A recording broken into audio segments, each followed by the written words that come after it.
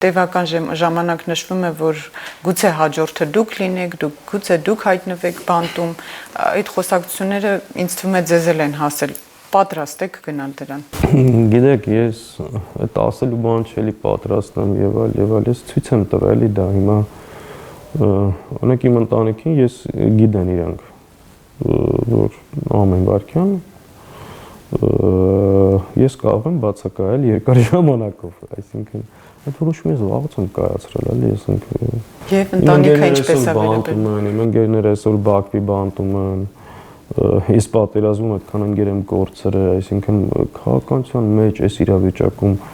վախենալ բանտարկությունից, ես մի 3 տարի առաջ էի ասում, եթե մեկը կա քաղաքականության զբաղվում, իր վրա քրեական գործ չկա, մտածելու բան ունի։ Այսինքն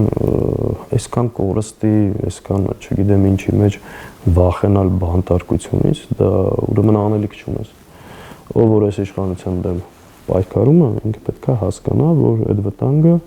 ամեն վայրկյան կա։